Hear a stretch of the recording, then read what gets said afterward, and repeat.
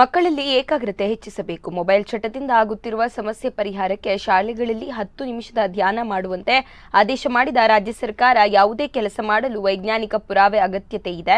ಫೌಂಡೇಶನ್ನಲ್ಲಿ ವೈಜ್ಞಾನಿಕ ಪುರಾವೆ ಇಲ್ಲದೆ ಮಾಡುವುದು ಸರಿಯಲ್ಲ. ಈ ರೀತಿಯಲ್ಲಿ ನಿರ್ಣಯಗಳನ್ನು ಮಾಡುವ ಮೂಲಕ ಜನರಿಗೆ ತೋರಿಸಿಕೊಳ್ಳುವುದು ತಪ್ಪು. ಮನೋವೈದ್ಯನಾಗಿ ಮಕ್ಕಳ ಮನಸ್ಥಿತಿ ಹೀಗೆ ಆಗಲು ಕಾರಣ ಏನು ಎಂದು ತಿಳಿದುಕೊಳ್ಳಬೇಕು.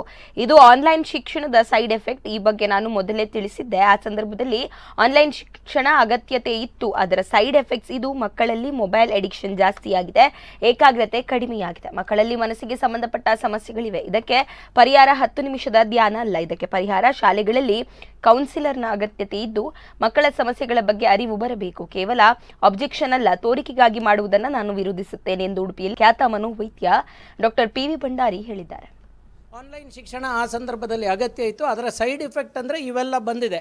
ಏನು, ಈ ಮಕ್ಕಳು ಮೊಬೈಲ್ ಎಡಿಕ್ಷನಿಗೆ ಬಲಿಯಾಗಿದ್ದಾರೆ, ಕಾನ್ಸಂಟ್ರೇಷನ್ ಕಡಿಮೆ ಆಗಿದೆ. ಆದರೆ ಅವರಲ್ಲಿ ಹಲವಾರು ಇಮೋಷನಲ್ ಪ್ರಾಬ್ಲಮ್ಸ್ ಇದೆ, ಅವರಲ್ಲಿ ಹಲವು ಮನಸ್ಸಿಗೆ ಸಂಬಂಧಪಟ್ಟ ಸಮಸ್ಯೆಗಳಾಗ್ತಾ ಇದೆ.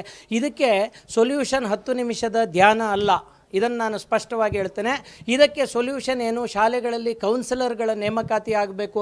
ಶಾಲೆಗಳಲ್ಲಿ ಈ ಮಕ್ಕಳ ಸಮಸ್ಯೆಗಳ ಬಗ್ಗೆ ಅರಿವು ಬರಬೇಕು. ಈ ಮಕ್ಕಳ ಟೀಚರ್ಸಿಗೂ ಕೂಡ ಇದರ ಬಗ್ಗೆ ಅರಿವು ಬರಬೇಕು.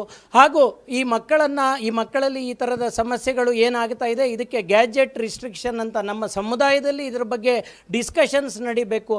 ಇವುದನ್ನೆಲ್ಲ ಮಾಡುವುದು ಬಿಟ್ಟು ಕೇವಲ ಒಂದು 10 ನಿಮಿಷ ಧ್ಯಾನ ಮಾಡಿ ನಾವು ಇದಕ್ಕೆಲ್ಲ ಸೊಲ್ಯೂಷನ್ ತರ್ತೇವೆ, ಎಲ್ಲದಕ್ಕೂ ಕ್ವಿಕ್ ಫಿಕ್ಸ್ ಐಡಿಯಾಸನ್ನು ಹುಡುಕ್ತಾ ಇರುವುದು ನಮ್ಮ ಸರ್ಕಾರ ಮಾಡ್ತಾ ಇರುವುದು ತಪ್ಪು ಅಂತ ಈ ಸಂದರ್ಭದಲ್ಲಿ ನಾನು ಹೇಳಲಿಕ್ಕೆ ಇಚ್ಛೆಪಡ್ತೇನೆ. ನನಗೇನು ಇಲ್ಲ, ಮಕ್ಕಳಿಗೆ ಒಳ್ಳೆಯದಾಗೋದಿದ್ರೆ ಯಾವುದಾದ್ರೂ ಮಾಡಲಿ, ಆದರೆ ವಿಜ್ಞಾನದ ಒಂದು ನೆಲೆಯಲ್ಲಿ ಇದನ್ನು ಮಾಡಲಿ. ವೈಜ್ಞಾನಿಕವಾಗಿ ಇವಕ್ಕೆಲ್ಲ ಯೂಸ್ ಇದೆ ಅನ್ನೋದು ತಜ್ಞರ ಒಂದು ಅಭಿಪ್ರಾಯ ಅಂತ ಆಗಿದ್ರೆ ಡೆಫಿನೆಟ್ಲಿ ಹೌದು.